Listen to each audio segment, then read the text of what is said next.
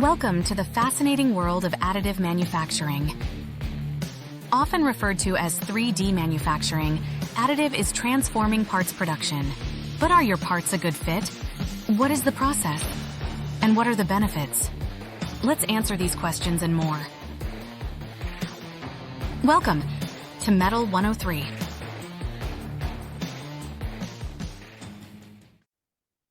Welcome to Metal 103. I'm Allie Harner, your host on this immersive journey into the world of additive manufacturing. At Ryerson, we're proud to be one of the largest metal distributors in North America. But for us, it's about more than just supplying materials. It's about fostering lasting relationships with our customers through value-added solutions and unwavering commitments. Metal 103 is our third class in our educational series. Metal 101 covered the different grades of metal, while Metal 102 delved into the world of metal fabrication. And today, with Metal 103, we tackle the exciting and challenging topic of additive manufacturing. I'm thrilled to introduce our guest, Chris Aiello, the Vice President of Product Development at Freeform Technologies. Hello, everyone. I wanted to start by introducing myself in Freeform. As Ali said, I am Chris Aiello, and I am one of the co-founders of Freeform. Freeform was founded in 2020 as a metal binder jet job shop or contract manufacturer. My co-founder, Nate Higgins, and myself have been following metal binder jet technology for the last decade. And one of the largest gaps that we saw with the technology is that no one was buying equipment to sell parts to the market. All the OEMs were making machines that you could buy, but not everybody wants to vertically integrate. So we saw a gap in the market to start Freeform as a job shop to get product to the market. As Ryerson continues to acquire and evaluate value-add technologies for their customer base and to increase shareholder value, Ryerson made an equity investment in Freeform in May of 2020. All right, let's start by briefly discussing what we think of as the three main types of manufacturing in general. There's formative manufacturing, subtractive manufacturing, and additive manufacturing, which today will focus on metal binder jet.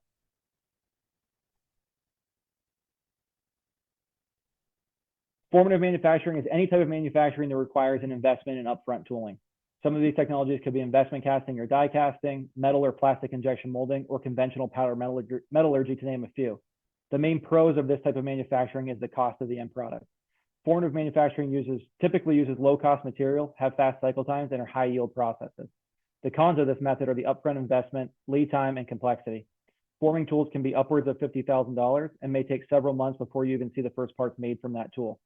And forming tools are not always capable of manufacturing all the features of a component, so you may have secondary machining or processes. Let's talk about subtractive manufacturing. Subtractive manufacturing, or more generally described as machining, is you start with a larger piece of raw material and use a manual or CNC machine to remove material until you make your desired product. The pros of subtractive manufacturing are speed and material availability. A vendor like Ryerson can provide numerous grades and sizes of materials, and depending on complexity, this material can be pulled from inventory to the machining center, programmed, cut, and shipped. The cons of subtractive manufacturing are material waste, which can drive costs, and complexity limitations unless you have 4 or 5 active machining centers.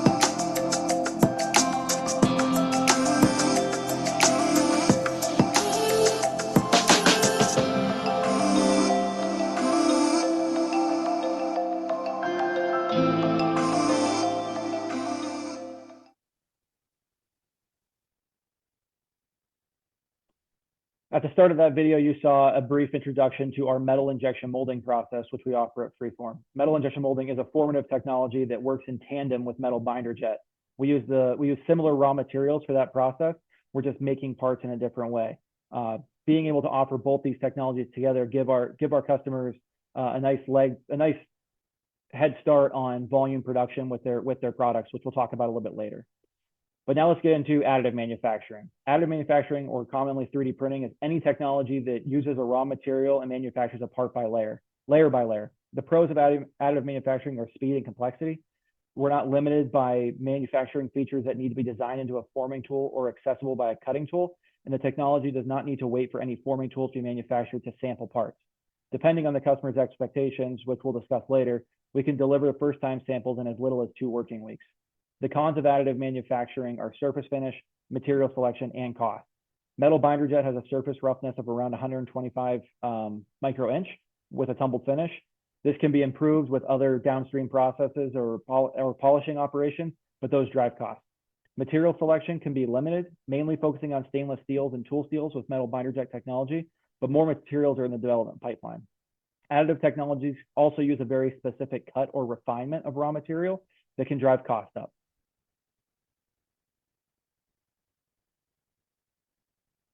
Let's talk about additive adoption. Market research expects additive manufacturing to grow to an $80 billion market by 2030, with a compounded annual growth rate of around 22% from 2022 to 2030. The chart below is our actual growth chart from Freeform. With September of 2020 being our inauguration, you can see significantly more adoption by current Freeform customers, with projected units sold in 2024 nearing 500,000 pieces.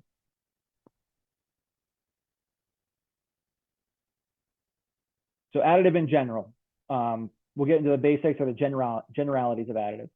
As mentioned earlier, additive manufacturing is a process that makes parts 1 layer at a time.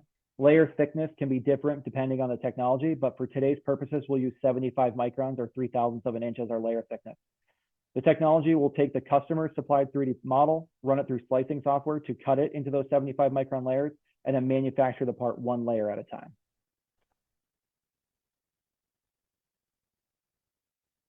There are a ton of different additive manufacturing technologies, but today we're going to focus on the ones that most frequently produce metal. Powder bed fusion or direct metal laser sintering is one of the most frequently discussed or common AM technologies. If you follow the additive market, you probably hear a lot about the GE fuel nozzle, which has been around for a while. That part is made with powder bed fusion. In this technology, the shape of the part is melted or by a laser 1 layer at a time. The printer spreads the powder across the buildable area, and then a laser melts or sinters the powder into the shape of the part. This technology can be extremely powerful for making large, complex parts for aerospace and for implantable medical devices because of the atmosphere that it's printed in and the materials that have been developed. The downside of this technology can be the need for sacrificial supports to hold the part in place and speed. In this technology, the parts are welded to the build tray, and any overhanging geometry must be supported. These supports need to be removed after the printing process because they are not in the customer supplied model, and this added operation can drive costs. Fused filament fabrication or fused deposition modeling. This technology uses a spool of material that is fed through a heated nozzle onto the build plate to fabricate the part. This technology is a lot of times what most people think of when they think of 3D printing. These printing systems can be inexpensive, easy to use, and oftentimes set up in your home or in your office.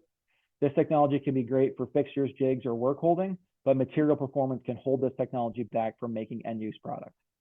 Directed energy deposition. These technologies are continuing to rise in popularity. They can make extremely large parts with mechanical properties that compete with forging, but the downside of this technology is that from the melt pool or the friction pool can cause extreme layer lines and surface finish disparities that need secondary machining after printing. Now we'll get into today's main topic, metal binder jet. Metal binder jet uses a raw metal powder and a liquid binding agent to manufacture the parts. It's an inkjet technology and simply works the same way your printer in the office works, except our paper is metal powder and our ink is the binding agent that holds the parts together during the printing operation. We'll show a video shortly that walks you through the steps of the process, and I encourage you to put questions into the chat while this video plays that we can discuss at the end. Metal binder jet is where we have singly focused our energy at Freeform. This technology offers higher throughput and the excess or unbound powder in the build box supports the part, so there's no need for support structures. The technology is extremely flexible or agile, and we can make prototypes in mixed SKU jobs or make high volumes of the same parts. The main downside of this technology is material offerings. Right now, like I mentioned, we're focused on stainless steels or tool steels, but the OEMs who make the equipment, the research labs and universities, and Freeform ourselves are continuing to develop process parameters for a wider range of materials. Before the video starts, let's talk about the steps of the process that you're going to see. First, there is printing. You'll see in the video that the printers have 2 main carriages that work across the build plate. The first carriage spreads the powder, and the second carriage deposits the binder in the shape of the part you want. Anywhere that there is not part in the software, you will not deposit binder. All of the powder that is unbound can be reclaimed and reused. Next, the build box is removed from the printer and placed into a curing furnace. This is a low temperature thermal process that will dry out or harden the binder so the parts are workable after curing for depowder. Then the parts are placed into a controlled depowder unit where an operator removes the excess powder from the parts before they are sintered. This is a manual operation that we use brushes, air, or other tools to get the powder off the parts. Finally, the parts are sintered. Sintering is a high temperature process in a hydrogen and nitrogen atmosphere. The sintering process ramps up in temperature near the melting point of the alloy to agitate the particles and consolidate them. You'll see in the video that we've made an exaggeration to explain this, but the sintering process removes the excess binder, which opens porosity, and then the particles are bonded together to give us a nearly full dense microstructure, causing the parts to shrink or consolidate. You'll see in the video that with binder jet, we can make support structures to hold these parts through the entire process, giving us repeatability and dimensional control. These support structures are very different than powder bed fusion as they're not adhered to the parts. We don't have to remove them. Our parts simply sit on these supports to hold them during the sintering operation, and they're sprayed with a ceramic interface so they don't weld each other together. Sinter densities are greater than 95% of the theoretical density alloy. And then beyond that, the parts are a single alloy metal part, and they can be treated just like any other metal operation. Tumbling, heat treat, machining, anything you would do to a wrought part, you can do to an additive manufacturing part. Go ahead and start the video.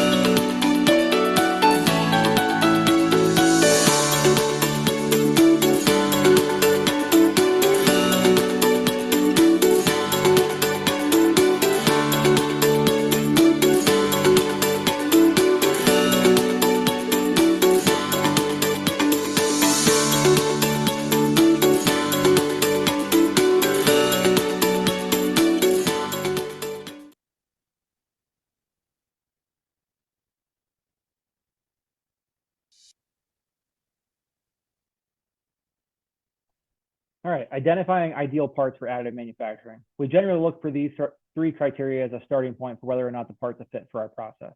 Complexity, does the part need multiple setups or 5-axis machining or forming tools? Size, is the part small in general? We kind of use a softball as our bogey when we talk about size, but our material capabilities and size capabilities are expanding, so don't be shy about sending parts that are larger than a softball. And annual volume. Prototypes are commonplace to start, but it's also always important we understand the customer's larger needs for a product.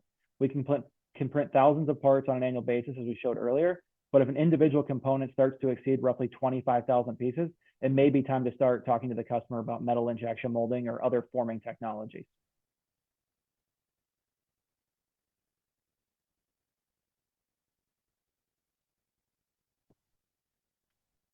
The most common misconception that we see from customers is they don't think that they have parts designed for additive. While specific designs to get the most out of the technology can be valuable, it is not necessary. Product cost, lead time, or no tooling investment, there's other items that can make additive a winner for your product. But if you're looking at your workflow and the products you make require 4 more axes or multiple setups of machining, those can be good areas. Or if you have parts that are assembled together with fixed operations like welding or staking, assembly consolidation is a good area to look at as well. Small size, again, like I mentioned, we use a softball as kind of our bogey. But if they fit in your hand, we should be able to make them under 1.5 pounds or under 2,000 cubic centimeters of bounding box area, which is the total size of your part in X, Y, and Z. Annual volume. Again, the process is agile. We can make one part for you and you never have to call again, or you can place orders for thousands of parts and we can deliver on due dates to the PO. We generally start early on in the development cycle with customers' engineering group and can support prototypes, market or regulatory testing, full-scale volume, or service parts.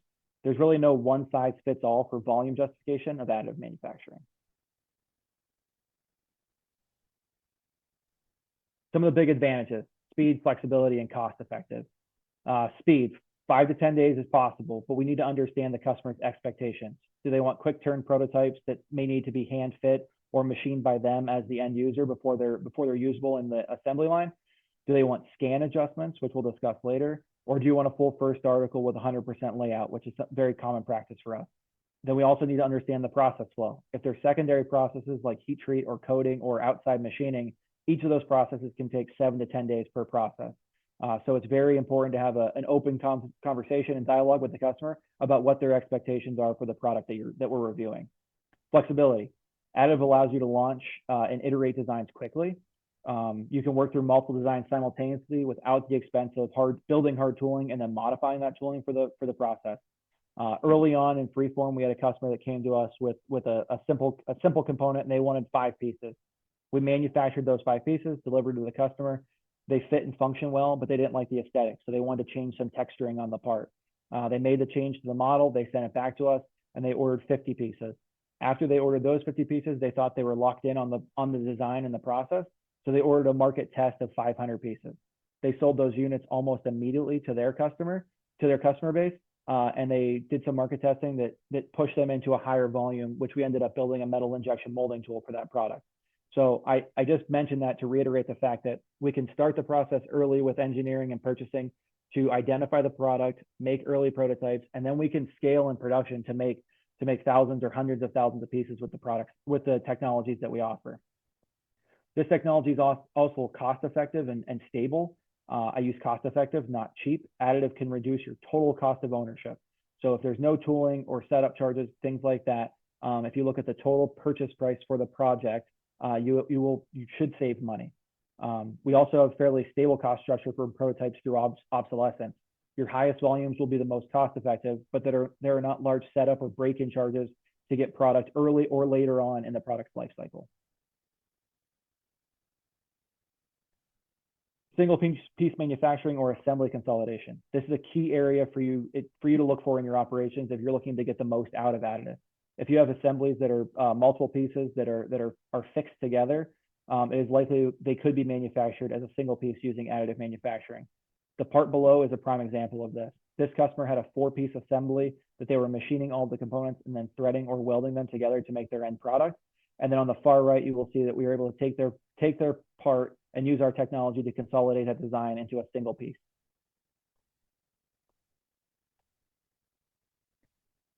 Implementing additive. We encounter customers frequently that are drastically overthinking implementing additive into their operations of their products. It really breaks down into two things: ease of implementation and design considerations. Additive is a toolless technology, and their design efficiencies to get the most out of your current products, like assembly consolidation. You can save money, time, or heartache by using additive. Again, no tooling, quick turnaround, can iterate, it's flexible. And then design considerations. You don't have to design parts for additive. Traditionally designed parts can be made with additive manufacturing, and the technology can solve some other problem for you. It might be cost, it might be lead time, it might be supply, it might be an interim supply chain issue that we can serve product to while you get your other supply chain back online, if it's offshore or interrupted in some other way. You don't have to use all of the additive marketed tools out there to make these crazy intricate designs. Additive can make traditional parts.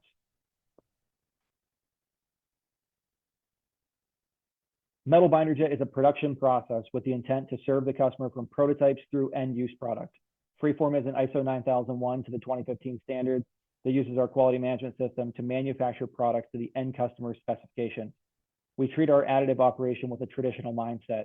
Essentially, digital files become our hard tooling. We have process parameters locked in for your product, and we deliver product that is ready to go to the customer's assembly line.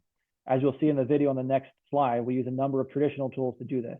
We have a CMM, high resolution 3D scanner, digital comparator, and other tools to inspect final product. One of the biggest advantages of additive is our ability to use 3D scanning to iterate our process, which I'll talk about after our quick break for the video.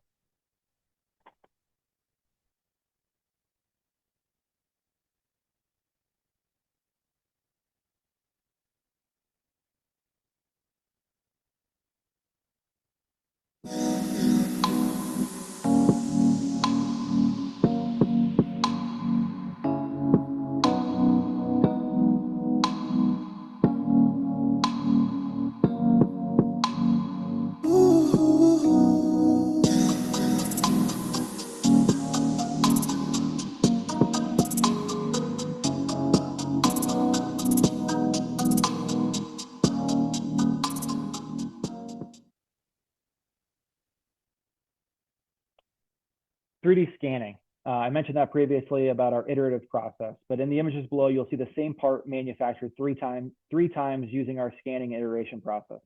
To do this, we use simulation software that takes the customer's provided 3D model, uses predictive information from sintering to pre-distort the file for that consolidation, and to compensate for any deformation from that process.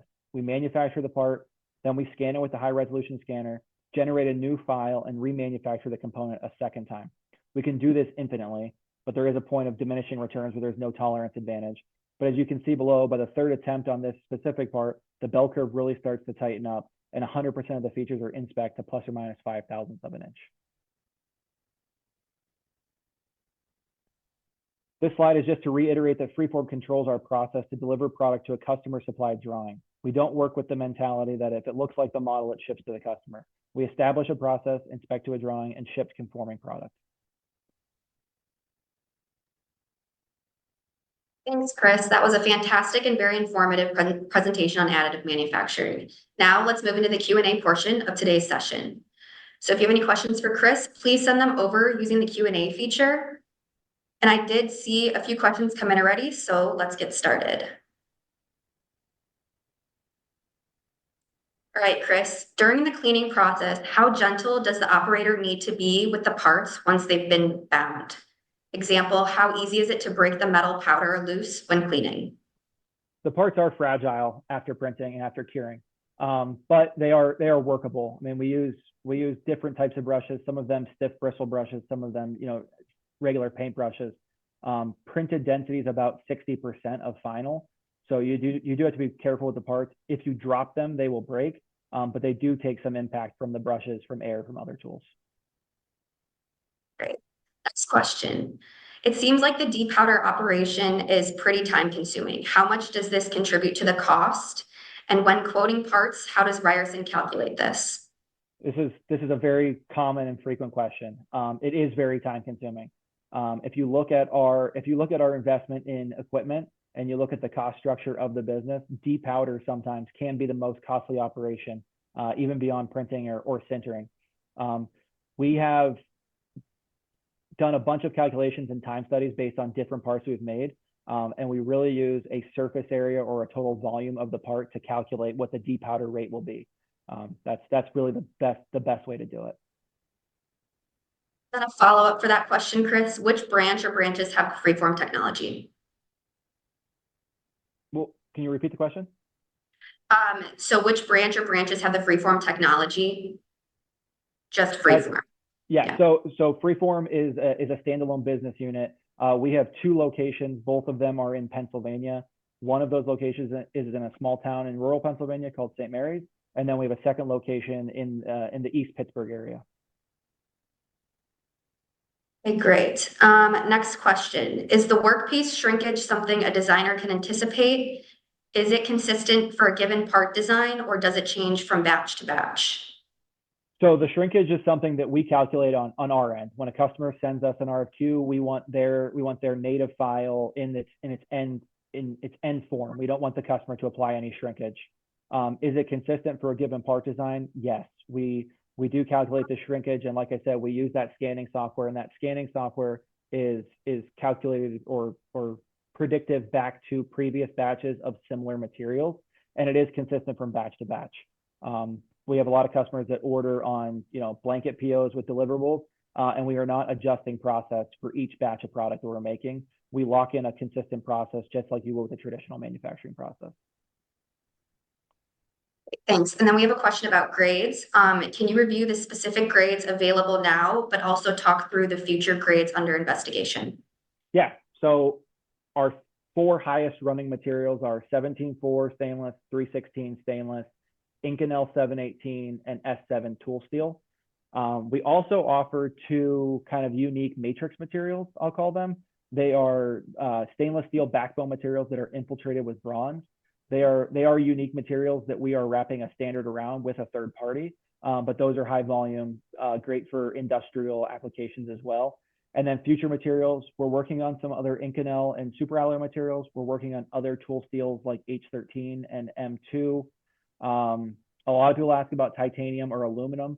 We are not working on those directly, but the OEMs who make the equipment are working on some inert printers for those materials. Great. And then we have time for a few more questions. Can this process be used to add material to an existing part? Can you print the binder onto a plate face, for example, and then have the 2 components fused at sintering? So let me just think about the question. We can't put a part into the printer and then add powder, add additional material to like a machine part. That's not something that we can do. You can do that with wire DED. That is possible, but not with binder jet. And then can you fuse parts together at sintering? Yes, we do co-sinter parts. A lot of times it's you have to have a male and female component together to hold them together, because you need to get some sort of bondage feature. You can't just set them together and let them weld. It won't be like a weld, but you can co-assemble parts in the sintering operation. Great. We have 2 more questions here. Is the strength or yield of a printed part comparable to a part made in a more traditional manner? Yes, it is. It is comparable. It is not the same. I would recommend that if you look at your machinist handbook or Matt Webb, you take about 95 to 97% of those theoretical values, and that's where the additive parts will be. As you saw in that video, the exaggeration of sintering, I call it, is we are getting a full molecular bond between all those powder particles. So you are getting a very virgin, center bond between all those particles. Okay, great. And then the last question, are there specific certifications required in industries like aerospace or medical for using these parts? That's a good question. I know that ASTM and SAE have standards for binder jet, but I don't know if those are industry specific.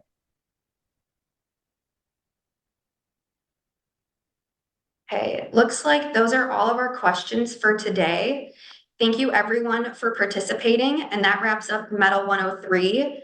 I hope you found this session both educational and engaging. And if we go to the next slide, you can see a few ways that you can stay in touch with us. So you can learn more about Freeform and start a quote by scanning the first QR code here on your screen. You're able to watch the recordings from Metal 101, 102, and 103 on our Ryerson YouTube channel. And then finally, you can visit ryerson.com for more information and resources. Thanks again, everyone, for joining us today.